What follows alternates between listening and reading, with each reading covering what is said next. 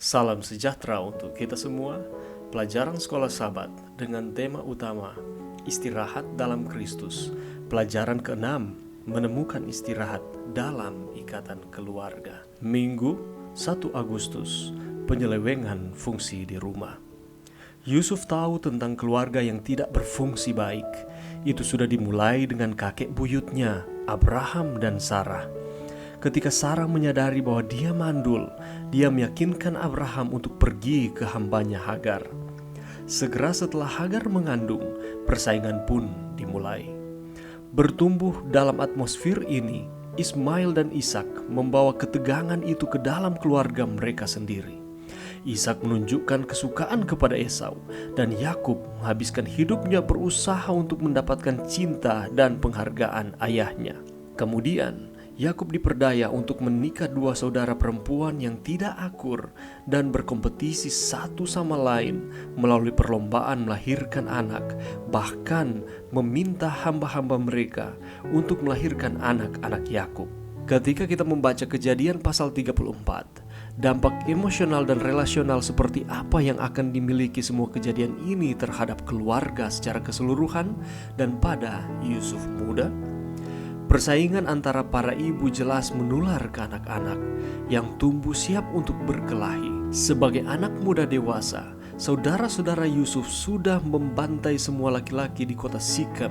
Ruben, kakak lelaki tertua, menunjukkan dominasi dan pembangkangan kepada ayahnya yang sudah lanjut usia dengan tidur bersama Bilha, hamba Rahel, dan ibu dari beberapa anak Yakub. Sementara itu, saudara laki-laki Yusuf, Yehuda, mengira menantu perempuannya yang janda sebagai pelacur dan akhirnya memiliki anak kembar bersamanya. Yakub menambahkan bahan bakar ke dalam api dari semua ketegangan keluarga ini dengan sikap pilih kasihnya yang nyata terhadap Yusuf dengan memberinya mantel warna-warni yang mahal. Jika pernah ada keluarga yang tidak berfungsi baik, keluarga para bapa bisa menandingi keluarga itu.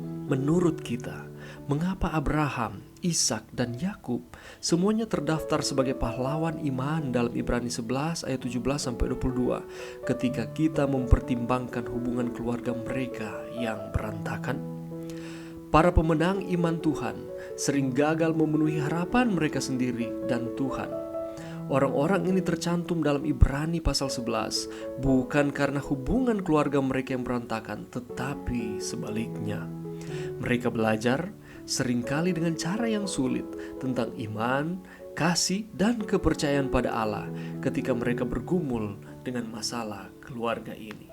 Pelajaran yang bisa kita dapatkan pada saat ini, mari untuk sejenak kita pikirkan mengenai latar belakang garis keturunan dari Yusuf ini.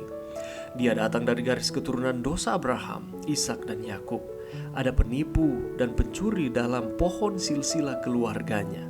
Rumah ayahnya diselingi dengan penyelewengan fungsi. Salah satu penyelewengan fungsi yang kelihatan ialah favoritisme. Favoritisme ayahnya memicu kemarahan dari saudara-saudaranya. Mereka mempertontonkan kecemburuan, ketamakan, dan kegetiran.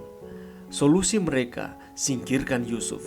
Pikirkanlah perjalanan Yusuf, ingatlah garis keturunannya dan penyelewengan fungsi lingkungan keluarganya.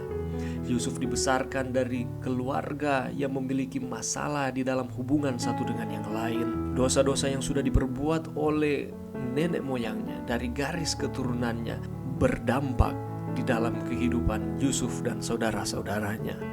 Dan pada akhirnya, ayah dari Yusuf lebih mengasihi dia dibandingkan dengan saudara-saudaranya yang lain dan menimbulkan kecemburuan. Ada bahaya yang akan kita rasakan apabila kita tidak menunjukkan kasih sayang yang sama rata di tengah-tengah keluarga kita. Itu akan berdampak kepada anak-anak kita maupun pasangan kita. Mari berdoa. Terima kasih Tuhan atas firman-Mu pada saat ini. Bantu kami untuk kami dapat menyalurkan kasih sayang kepada sesama anggota keluarga kami secara merata, sehingga ikatan keluarga ini akan lebih dikuatkan dan kami akan memperoleh istirahat di dalam Kristus di tengah-tengah keluarga kami.